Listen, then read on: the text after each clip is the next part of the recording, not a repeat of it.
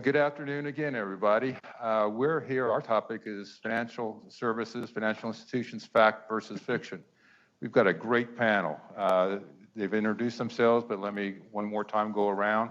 Tony Rapanich with Shield Consulting, Bob Craig with PayQuick, Steve Mott, Better by Design, and Vic Devji with SEMA Cash Handling. It's going to be a lively discussion. We'll try to keep it just below a Jerry Springer level, but we're going to have some good give back and forth with this group. They're not shy. First, let's touch upon a couple of issues that Rodney brought up, and a question occurred with that is, let's size the market. What is the addressable market?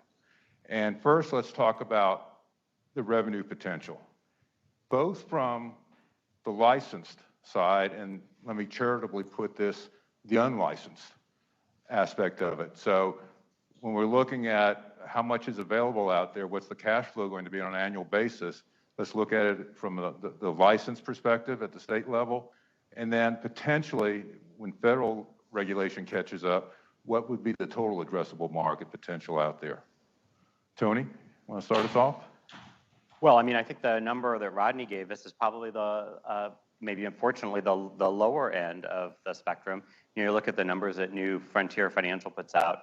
They expect by 2025, potentially a $40 billion legal cannabis market, driven by new states coming on board and expansion in current states. That's all positive growth for the industry. We also know that, for every dollar that's happening in the licensed area, unfortunately, there's also dollars happening in that illicit and gray market, and we hope over time those dollars will come into the legal market. But from a BSA AML standpoint, that still represents significant risk for financial services providers. I also think that, many of you know that people who serve the cannabis industry also have impaired access to financial services, and so that also represents a big opportunity, all those service providers to the industry. So there's lots of opportunity for banks and credit unions that are willing to understand and take on this risk. Bob, anyone else have some thoughts on this? Steve? So I focus on the payment side as opposed to the gross national product kind of calculation of the TAM. And McKinsey, where I worked eons ago, had a theory that they often used in their payments practice, the multiplier effect, and that for every dollar that was originated in a commercial interaction, you might have as many as 7 payments associated with it. And so when you think about that, the number of times that people are exchanging, particularly cash, in the distribution process, mostly on the illegal side versus the legal side, it's a largesse of interactions that financial services institutions would clearly profit mightily by serving, but would also benefit through a more stable set of transaction controls and reliability, the sort of unpleasant things that go along with so much of a cash churn and the complications that arise there. So as a payments market, it's Katie bar the door. Yeah, I'd just add that I agree more with the $40 billion number, but it's consumer transactions that are usually evaluated, sort of to back up Steve's point, when we do a total addressable market, and this would be for all banks and credit unions that are looking to serve this industry, it's going to be a 2.1 times based on our calculation for the whole supply chain side of that. So there are cultivators, distributors, manufacturers, as well as retail that's going to double that number in terms of the multiple hands that are going to be touching lots and lots of the supply chain interactions on the legal side. Mm-hmm. On the illegal side, it's a really, really tough problem. I mean, we're based in California, and estimates are that there's more than double the amount of legal that is still and emerging illegal, and the way that the price and taxes are continuing to be applied to the industry indiscriminately and vaguely and differently state by state by state impacts certainly that interest in folks being outside of the licensed program. Have any of you seen any numbers related to when a state goes legal, the percent of the total addressable market in that state that joins the licensed side of it? And what is the speed of the acquisition from illicit to licensed? Very slow. Very state-related too, right? Yeah. I mean, look at the things that have gone on in Illinois, and even New Jersey pushed their licensing out a few more weeks.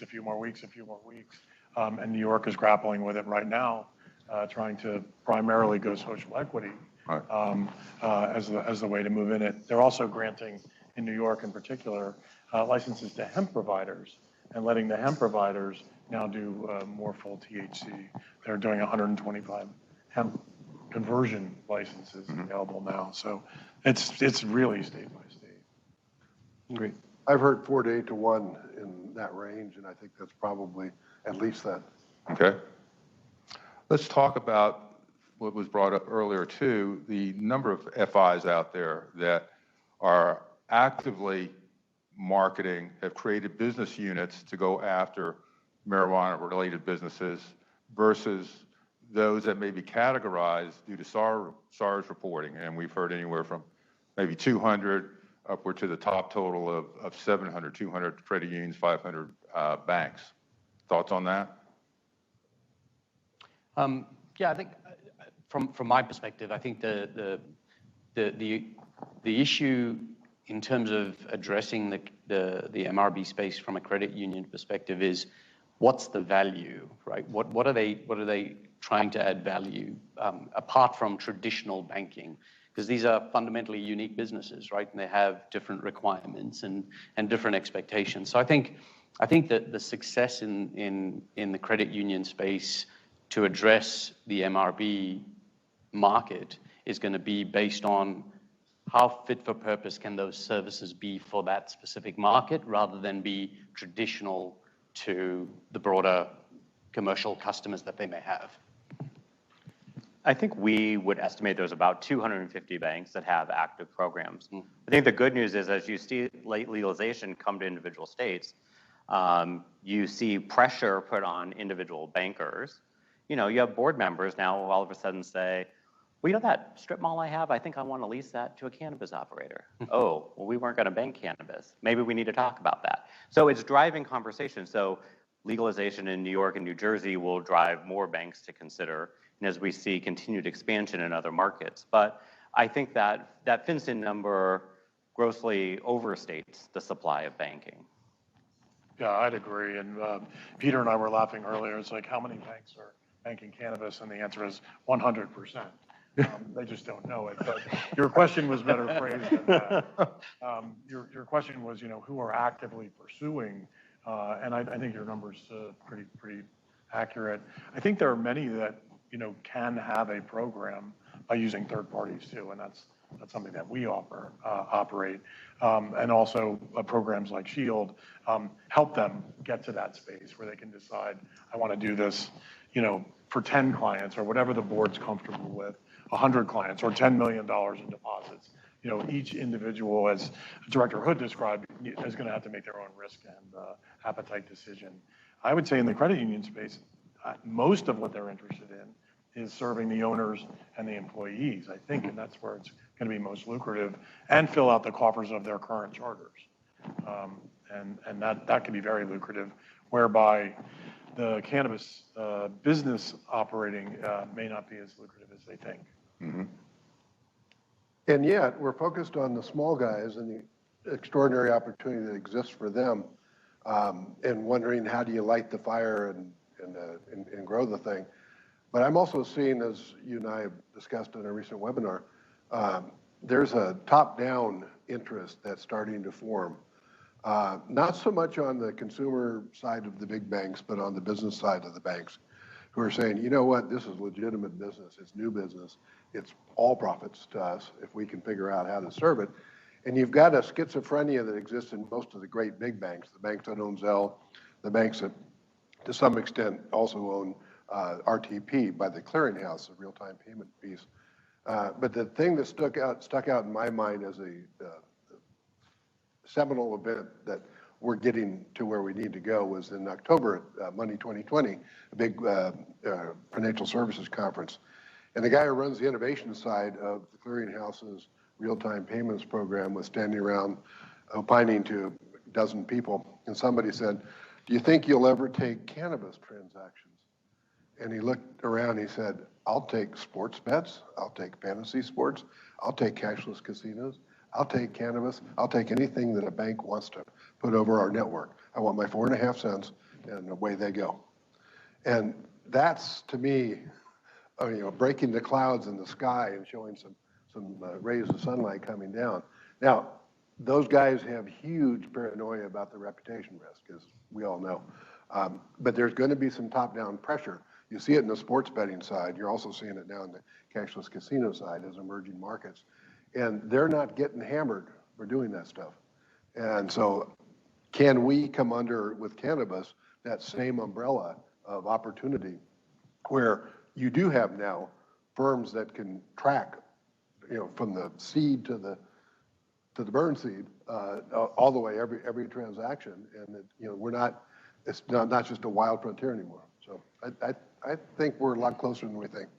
So I think, Michael, one of the challenges, and maybe this is why there is a smaller relative to the total number of credit unions out there, but there's a small number of credit unions servicing the MRB space. Because fundamentally, they have to deal with the fact that every single transaction that dispensary, for example, is generating is done in cash. So how do they deal with that, right? It's not traditional banking, right? It's, I've heard a number of our customers have had issues where just the volume of cash that comes into their branches, they don't know how to deal with, right? So how do you move that responsibility or shift that responsibility away from the branch? I mean, that's a physical, real thing when someone comes in with a stack of cash to deposit. How do you actually move that and shift that responsibility to where the transaction happens? And that's my fear, and my feeling is that credit unions and banks in this space don't have the programs to not deal with that, if that makes sense, right? And so I think we as an industry have to help facilitate and guide credit unions to be able to shift some of that heavy lifting, so to speak, to the source, rather than try and deal with it at the branch level. I disagree a little, because I would say with most of the banks and credit unions that we're working with today, they're not leveraging their branch footprint to deliver services to these customers. They understand that at a time when they're trying to reduce the operating costs within their branch footprint, they are not set up for cash-intense businesses. Now, are they doing it well with these other service providers? Not necessarily, but they are trying to separate this line of business from the branch footprint. That also creates opportunity to begin generating business that's not dependent on their current branch footprint. But I mean, cash is an issue. It's a cost issue for sure, and driving greater transparency there. But I think at least for the banks, credit unions we work with, by and large, they are not allowing these customers to regularly use their branch facilities. It's an interesting point. Years ago, when I was in banking in Atlanta, we had something called the central money vault. So you had a large cash customer that bypassed the branch system. And in the 80s and 90s, from a consulting perspective, we said, how do we strip the cost out of the branches and pull that all away? And to your point is, until it's regulated at the federal level, do banks want to invest back in their branches the ability to accept and process cash? Right. And for how long is it going to be for the return on investment of that?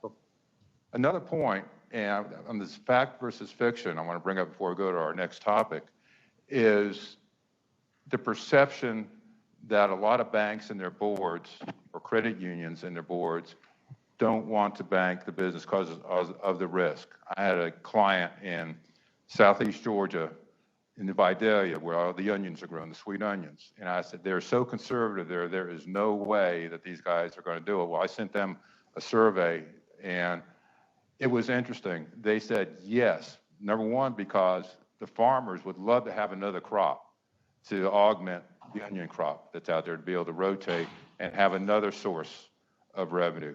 So from what you've heard with your clients out there, is there really a reticence? Is there that moral or ethical objection that board members are saying, no, we're not going to do cannabis? Or is that more of a fiction that we've all created? I think it's more East Coast concern than West Coast concern. But I think that the boards and the C-suite is definitely analyzing the risk, right? And what are the tools that we need to put in place? What are the cost implications of serving this community? How far are we going to go? It's high risk, right? And the same decisions they would make around alcohol, tobacco, firearms, gaming, sports betting, other sorts of things that are capable out there. What's our appetite for this? And how does this fit with our standard charter?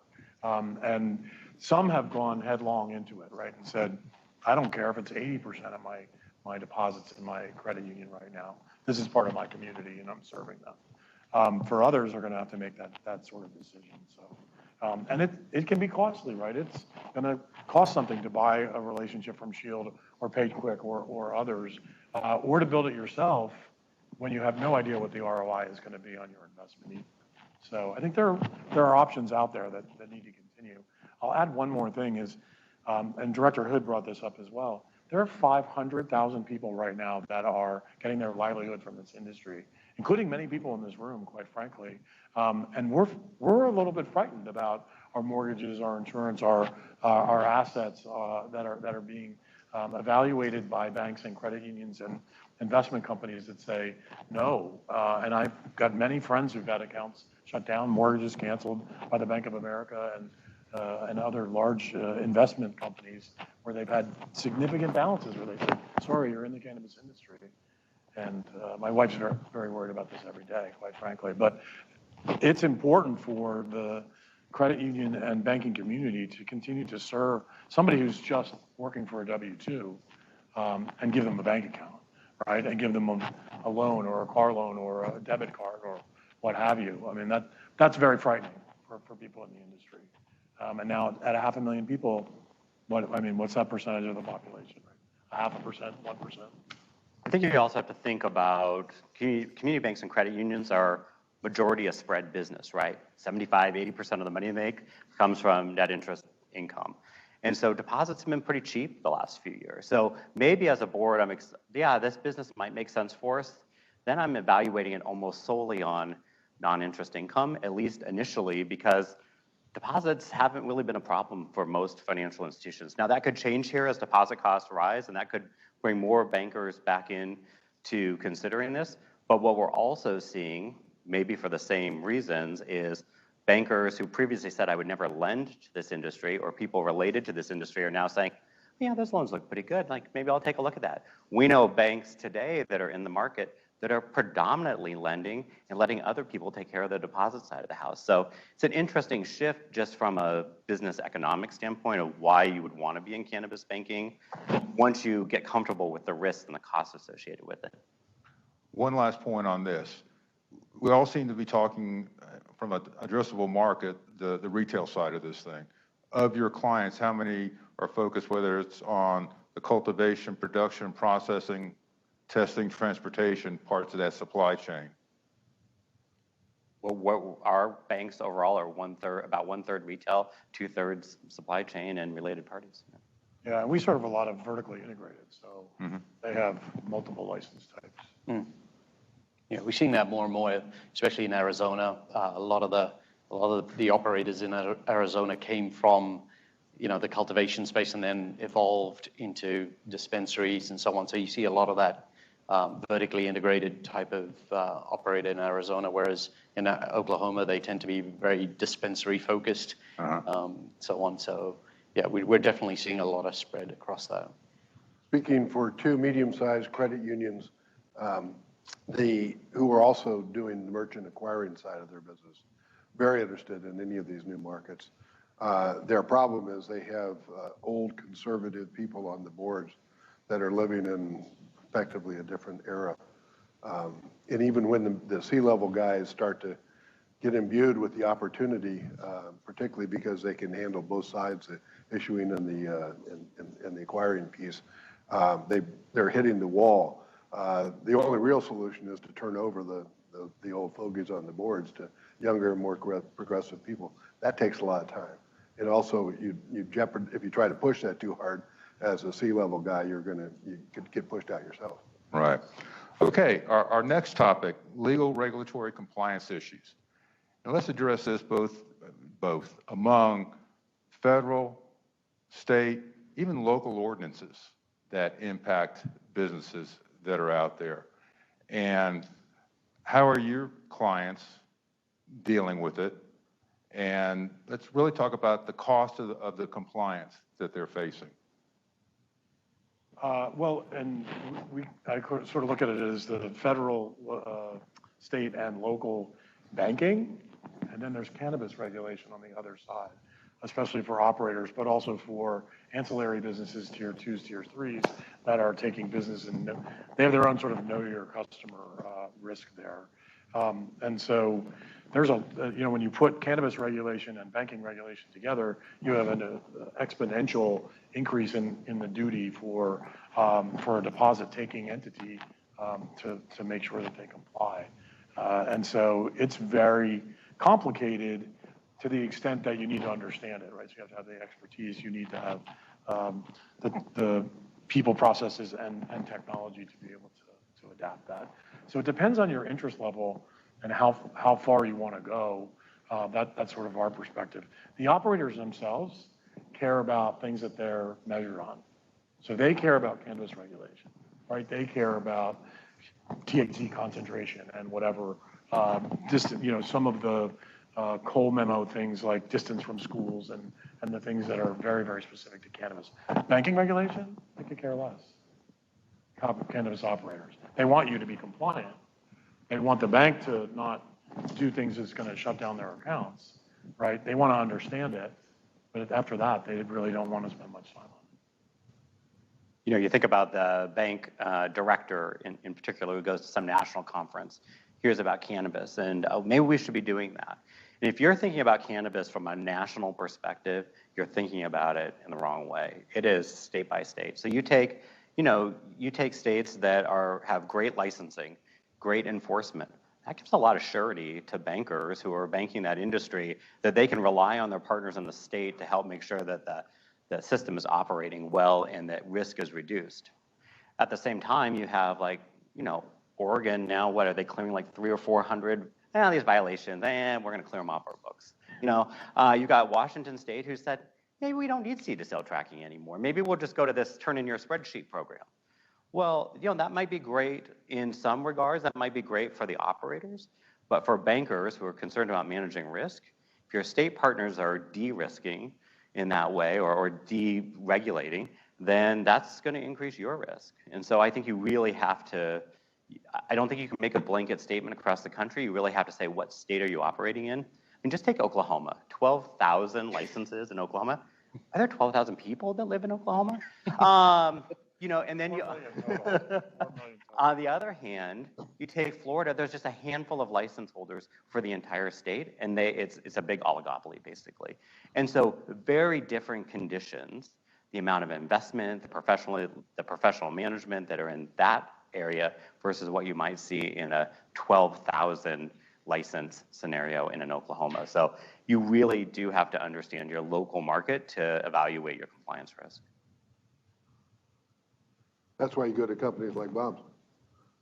Bob can offload that for you, and you can decide longer term as your business grows what you want to bring in-house or not. But you can turn the whole compliance piece over to those kinds of firms and do well. As you've seen states de-risking, as you just mentioned, what does that do to the banks in terms of their compliance load? They can't not ignore seed to sale. They still, from an AML perspective, they still have to understand where the funds are coming from, correct? Exactly. And I liked what you said. It increases the risk for the bank, right? For the inability to stay with their own policies and procedures, much less the national and local requirements. You just got to crank it up. You just got to ask your customer for more. It puts more burden on the bank, more burden on the customer to provide the necessary information and for you to manage that risk. And some banks and credit unions may reduce their availability. Yeah. Which adds risk to everybody. Right. And also, they may reduce their expense rate, right? They may say, oh, we can do it cheaper because we don't have all this work to do anymore. That's very disruptive. Now, the difference between a credit union or a bank that operates specifically in one state versus those that are operating in multiple states and or banking an MSO out there, where do you see, in your experiences, what do you see the issues?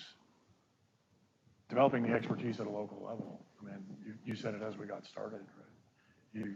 It's a local state regulation as well as national and federal, but you have to understand the state and what's going on in the state. And the other thing I'd say is this licensing thing is super impactful. I mean, look at what happened in Oregon, and the price went down. In California, the price was $1,700 a pound, now $600 to $700 a pound. It's going to be like $30 a pound in places like Oklahoma. Right now, it's like $3,000 to $4,000 a pound. Massachusetts coming down to 600. This is about licensing. It's about supply and demand. Basic economic principles are being applied. The same thing is worrisome, and we saw it certainly in our business, where you charge a percentage. The consumers are not getting a lower rate, quite frankly, right? But they will eventually. But if you're charging a percentage as a banker, and the price of marijuana goes down, you're impacting your revenue stream. So again, if you're a bank or a credit union going into this, you need to understand which state you're in and what's going on in your state. Actually, I heard something just this week about Michigan. Same thing, it's coming down. Again, it's oversupply, which is an easily understandable problem. Every state seems to go through it themselves. They don't look at California, Oregon, and they don't learn. But the prices are going to go down so that the banks and credit unions need to understand what's our revenue model. Is this going to change? What happens if the price of the commodity goes in half? Are we still in business or are we out, right? And those are the things that boards should be asking too, right? This is a commodity business. If you've never been in the agricultural business before, you need to understand that as a financial institution. And again, to your point, it's very, very state specific. I think the other thing you're going to see, and we're already seeing, depending on what state you're in, is consolidation. And at some point, depending on the size of the financial institution, these customers don't fit those balance sheets. And there's lots of workarounds and things that are happening. But over time in a normal banking market, the right customers get with the right financial institution. And oftentimes that's about the capacity of that financial institution, balance sheet being a big portion of capacity. There's a real mismatch today in that. There's some elephant hunting going on by little tiny guys. And at some point those elephants leave, and what does that do to your financial institution? And what is that really the appropriate risk for your financial institution? Okay, let's shift over now and let's talk about FIs and fintech providers. Competitors, or do they complement one another? Can they partner together? And particularly from Vic and Steve's point of view, what are your thoughts on where we're going with fintech right now and traditional FIs? I go, Steve? I'll start. Yep. I'm thinking of the top 5 or 6 banks, to start with them, and then we can look deeper down. They're all over the map in terms of what their attitude is. There's one, the number 2 bank, that put a ban on fintechs for the entire year of 2022. There's another one that's betting on fintechs and deceiving the other banks into thinking that they aren't, because they're going to try and do some innovative services later on this year. And one of the banks has found out and wants to try and stop it using either Zelle or the RTP network as a means of stopping them from doing it. You have other banks that are, as I mentioned before, schizophrenic about it. The issue the banks have is they never felt like they've been able to innovate because of the regulation and everybody having to do things the same way ultimately. And so when it comes to innovation, they're not sure, particularly given the less regulation for the fintechs, that they can actually participate with a level playing field because the fintechs don't have as many compliance requirements, and you can be a 3-party system versus a 4-party system and evade DERB price caps and those kinds of things. So it's very mushy at the top with respect to that. Further down, sort of mid-level guys, and in my 2 mid-level credit unions I referred to before, it's a bandwidth issue because there's hundreds of fintechs out there.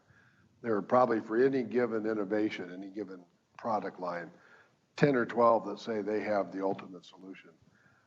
They're very hard to vet. They're very hard to determine whether they can scale, particularly on a security level. And they're not really supported by the typical infrastructure guys, the Fiservs and FISs and Jack Henrys, who service a lot of the financial institutions in that market yet. But I've seen recently, for example, Jack Henry getting into the RTP field. They have 200 of the 232 banks that can actually do RTP, and they're mostly smaller institutions. So if Peter Davey is right that they're going to be able to do cannabis transactions, there is a partner that can help block down the field for that. But it's a love-hate relationship depending on the institution. And if there are 1,000 or 2,000 fintechs in the U.S., there are probably 10 or 12 that will matter 10 years from now. Picking those out is really hard. And Vic, from your perspective, banks historically have probably thought of themselves as being able to handle cash as a core competency. Right. What have you seen with your clients when they get into the business? Do they have some sort of epiphany and saying maybe not? Well, yeah, I think, and this is because the banks that are servicing cannabis-related businesses do not know of the programs that are available to help those businesses automate how they handle cash. Because ultimately, here's what we're doing, right? Regardless of what's going on in the fintech space, regardless of what allowances are going to be available to the cannabis industry from an electronic payment perspective, today the problem is cash, right? We know that. Out of the $25 billion that this market generates, more than 90% of that is generated through cash transactions at a dispensary level or the back-end systems that service that. So I think what we've got to figure out is, and that's not going to go away even after electronic payments somehow get introduced through legalization and they're able to proliferate into the market. So the component of cash will always be significant in this space. It's an opinion, but I think that's what's going to happen. So I think what credit unions and banks that are exploring how to service this space have got to learn from how some of the banks, kind of like the Fifth Thirds and those sorts of people, have put cash automation programs together for their traditional retail clients, right? So people like Fifth Third deploy all sorts of cash automation programs that go to convenience stores, grocery stores, and so on, where they help those businesses automate the management and handling of cash at the retail level. What that means is once you automate that process at a retail level, you've actually now digitized the cash, right? You've now built data associated with those cash transactions that can then be fed into compliance platforms or banking systems for the purpose of things like provisional credit. So really, what we've got to figure out is learn from those traditional programs and help credit unions and banks that want to service this market with the same programs to help those businesses automate, streamline, and then digitize cash. Because ultimately what that does is it feeds directly into what Kirsten said, and that's it provides the transparency, it provides the traceability, and it's taxable, right? Because now you've got that visibility in the system because you've digitized that transaction. So I think while all of that happens in the background and while legalization happens and all these different payment solutions come to surface, the problem today is cash. And I believe, in my opinion, a lot of the winners in the space are going to be the ones that actually figure out the programs to provide cannabis businesses that way of automating. You have to think about fintechs, that's kind of a broad brush, right? So what Vic's doing is helping banks reduce risk, get additional information. That, from a fintech perspective, is a much easier decision for a bank to engage in. Maybe the provisional credit piece is a little bit to get over that hurdle and understand that. Using your balance sheet or using the payment rails that you are the principal member of and facilitating that kind of business is a whole different set of risks. Most community banks today, just that kind of banking as a service to those fintechs is a degree of risk. Then you pile cannabis on top of it. So if you're talking cannabis fintechs that are relying on balance sheet or payments rails, that's a big step up for a lot of community banks and credit unions. So making sure as we're talking about fintechs, really RegTech and some of these supporting technologies like what Vic does is different than maybe the fintech app that is moving money. Well, the other thing I would be afraid of if we don't solve the cash problems, not just in this industry, but other ones, is does that just open the door for crypto to come in? You could argue crypto is a significant part of fintech, but it's also a completely uncontrolled part of fintech. And that may be a worse result than what we've got today. We'll have that great new Fed coin that we can all use, right? I was at a conference in Orlando about a month ago, and on the panel was a mid-sized regional bank that banks cannabis businesses in multiple states. And they were considering building their own payment solution. And the question I have is, in a build versus buy scenario, how much do you want to invest in a solution that at best may be interim until you gain access to Visa, MasterCard rails that are out there? What are you guys seeing in that build versus buy analysis banks are going through? For retail program, Valley Bank actually came out with something at the Money 2020. It was another ACH tool. And so there are a couple of dozen, maybe less now. Many of them have packed up and gone home. But Visa and MasterCard in particular go after the processors for anybody who's actually saying that they can do, credit card processing, first off. They'll go to their processor and they'll say, hey, we've seen some merchants on yours that are doing this. Shut them down. And they go, yes, sir, thank you very much. How many? What were the names of those again? And we'll be done, because it's a very small portion of their portfolio. But Visa and MasterCard are very, very specific. If it's illegal, you can't do it with our brand. And they're very, very, look at it in Canada, use your credit card all day long, right? Because it's legal at the federal level. In the US, we will not allow it. Right. You can do anything you want with our credit cards. We don't legislate, your morality, right? You can buy alcohol or firearms or birth control or whatever you want with our cards as long as it's legal. We don't care. But we're not going to do something that's illegal. Ask Kroger Pay how well Kroger Pay has done. Does anybody know that Kroger has its own payments vehicle? These people have big money, and I'm with you. I don't know why you would invest knowing that. I don't think you can get paid back on some of these, and especially with these ACH solutions where we see time and time again consumer adoption is poor, very little. Yep. The guy at the weed store said, put your checking account information into this app here. Yeah, that sounds good to me.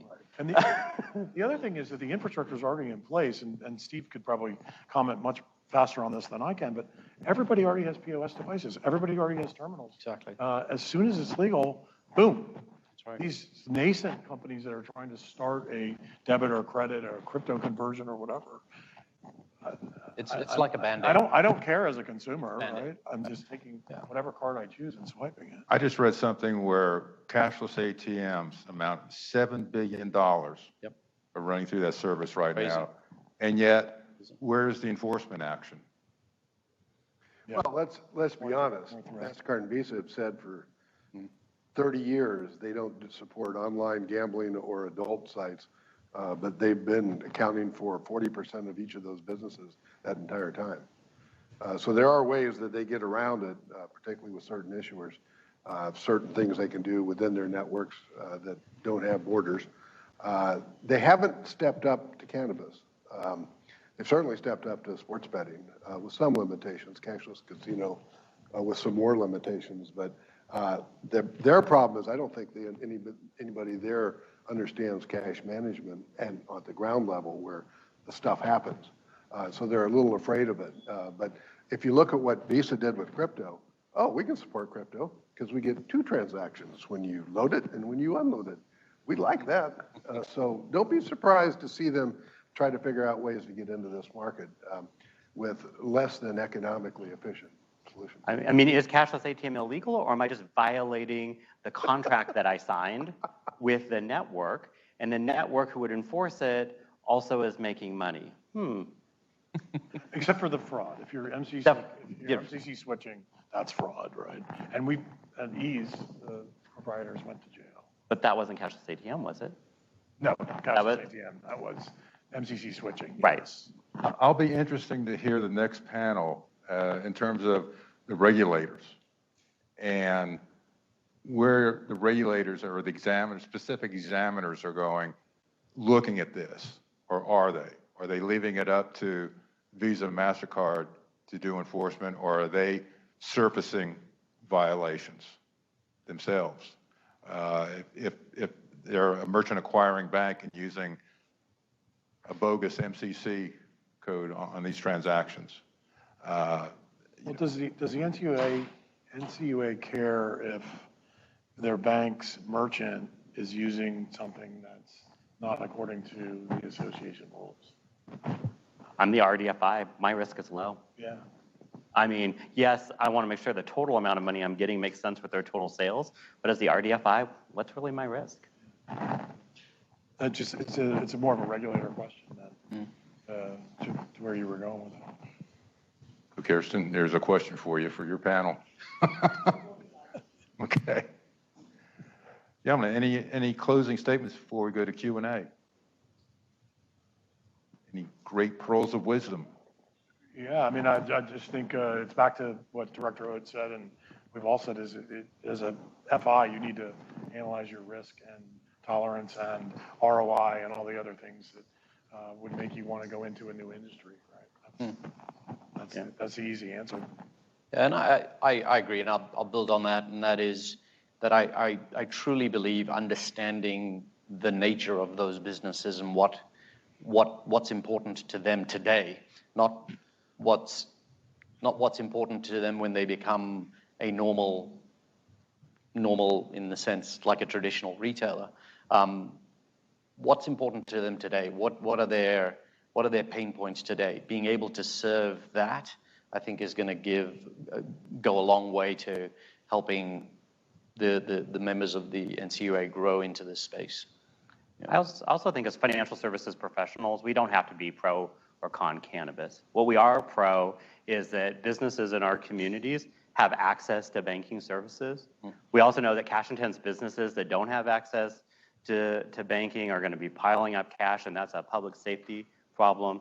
And when these businesses have access to banking, law enforcement has more information. Whether they use all those SARs, we don't know, but they have more access to information about what's going on with these businesses. So it is good all around to make sure that these businesses have that access, and we can be part of that. Yeah. And there's a cadre of really good performers out there, like I said at the outset. The trick is for financial institutions to be able to identify those. And whether it's EMC or other forums that can help bring out those preferred providers, those competent providers, and build, as you say, consolidate around those, I think that's going to help the market as much as anything from the bottom up. Because you'll see the everyday performance, and when the audits come in and the examinations come in and people say, oh, they're on the up and up, that's really going to help. And if in fact we really do have 250 active FIs out there that are going after cannabis businesses, and you've got 5,000 credit unions and banks in total in this country, it seems to me that it's appropriate for these banks to build a business plan now, whether they're in a state that's legal or not at this point in time. Don't wait until it becomes legal and everybody jumps on board. Be ready, do your analysis. I understand what level of risk you want to take. What's your capital position from a both, how much in deposits do you want to take from a lending standpoint? What do you need to do from a compliance standpoint? What vendors do you need to look at to make this happen? Because once you wait till it's legal, you're behind the eight ball. And are you seeing bankers or prospects that you're talking to have these plans on the shelf ready to go? Or are they just sort of asking questions at this point? I think some have it on their shelves. They certainly are talking about it at the board level. Some of those we call cannabis curious. And there's lots of different ways to wade into the shallow end of that pool immediately with tools that, Shield and PayQuick provide, and many other. But the idea is, and I think, Steve said it as well, this is going to keep changing. This is your ROI on this. You've got to decide what it is and what your tolerance is. So if you're on the shelf, you're 7-8 years behind the rest of us already. And we have skin, knees, and scars to prove some of the mistakes that lots of us have made. And that's tough to get restarted now. Well, Dan, this has been a great discussion. I appreciate it. Let's open up for questions, comments. Excuse my back. Let me turn around. Yeah, just out of curiosity, have you seen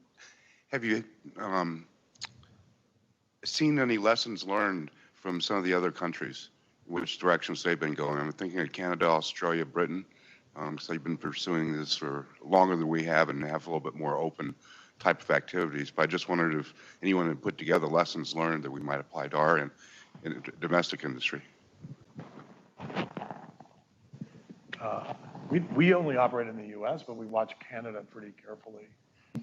And the idea of starting with federal legalization right at the beginning, and where did they go, and licensing as well, something that we look carefully at. But I wouldn't say I have a good sense of, lots and lots of mistakes being made across the globe. I would agree. I think at a micro level, you can look at state by state. What have we learned from the previous states? Yeah, that's not being, Nice that they talk to each other. attention is not being paid to history. No. Actually, since I have the mic and we're a global consulting firm, I can tell you Canada, obviously, because they want full regulation across the board, made it fairly easy on the payment side. Obviously, Visa and MasterCard are operating there today, so makes that really easy. Many countries, actually their healthcare systems are supporting payments, which makes it a little bit easier on the consumers. But generally, most of those countries today are medical only, other than Canada. So, Mexico will likely be the next big country to go full adult use, but, they've been saying that for several years now, but hopefully that will happen soon.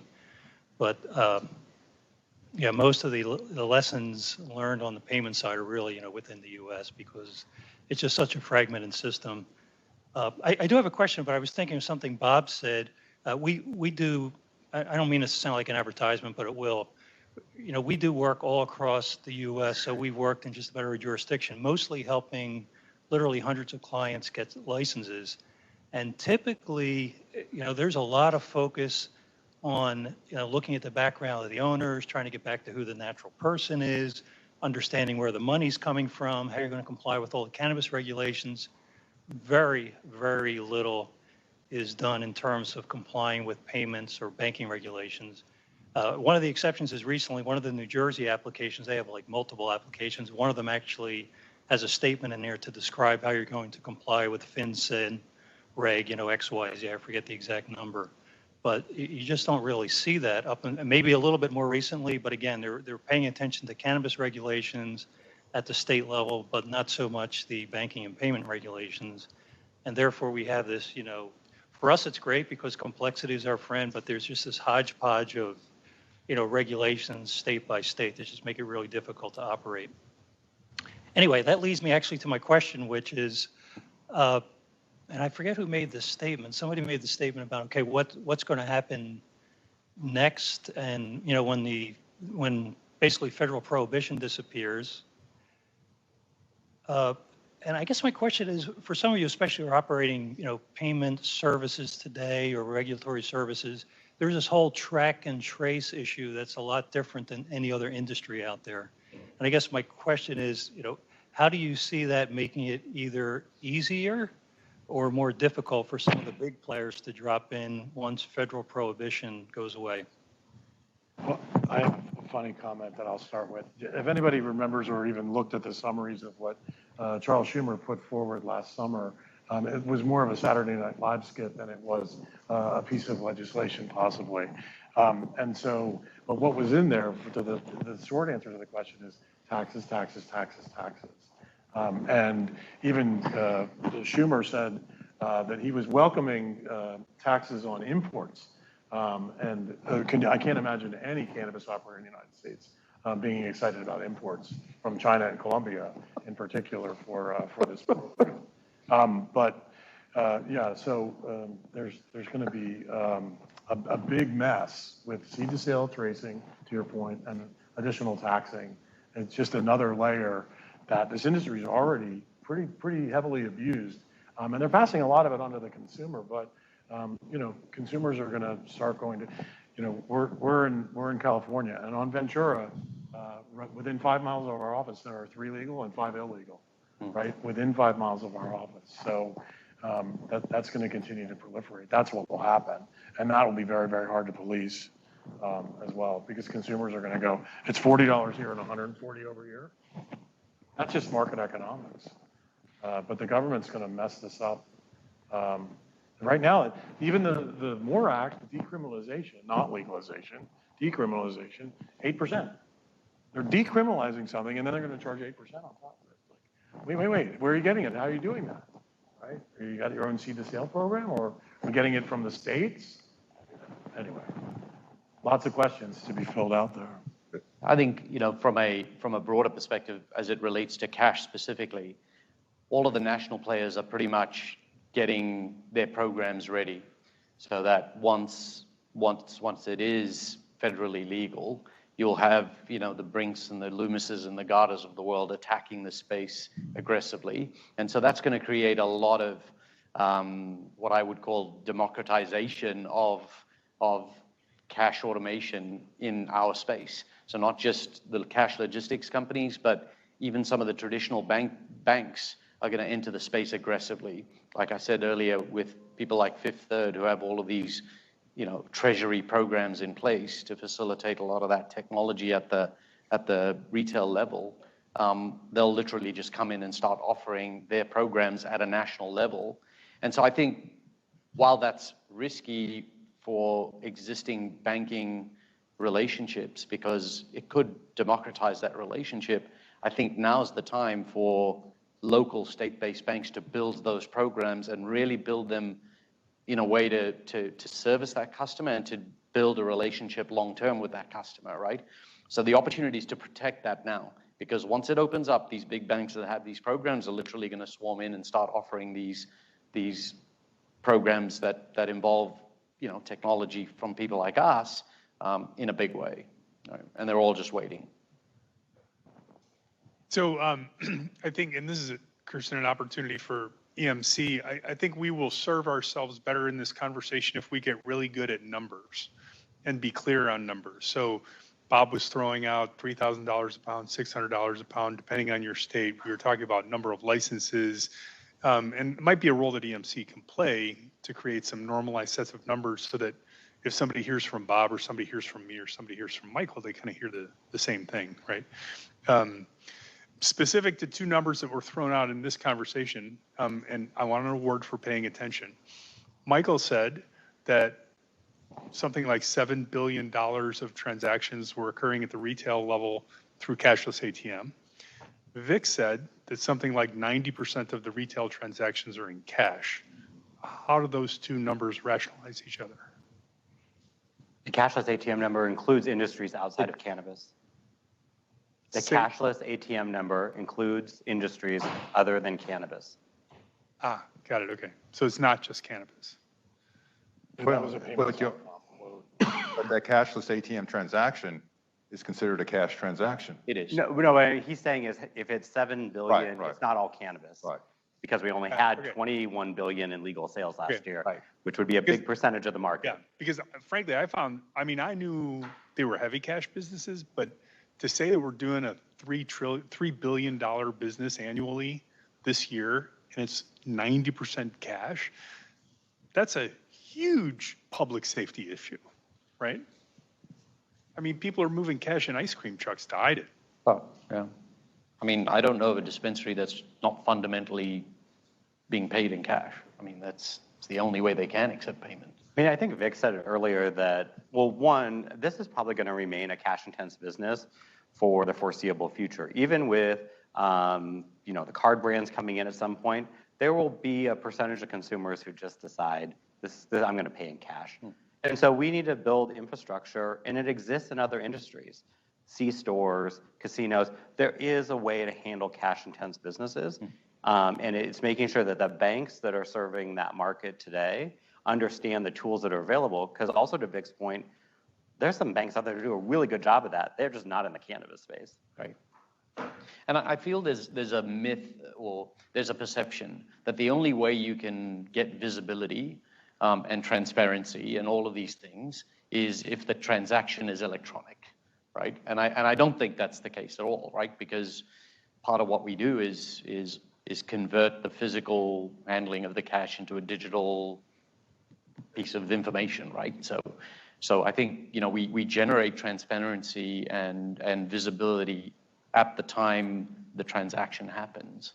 So we can feed into a lot of this stuff that's required for the industry to be a bit more open and visible. I would add there are no anonymous cash transactions really in dispensaries, right? Because almost everyone has to be registered.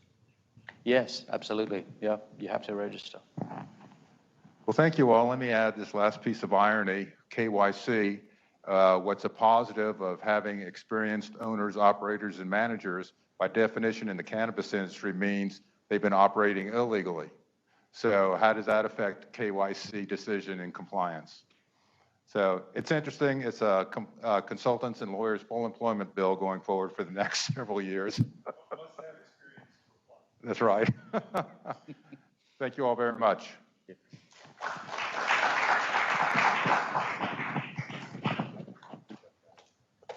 Thank you very much. So we've got a break here. At 3 o'clock is our GSD panel, get stuff done, like what are we actually going to do? For the panelists that just stopped, can the 3 o'clockers go steal the microphones to make sure you've got it? Okay. And then for anybody who would like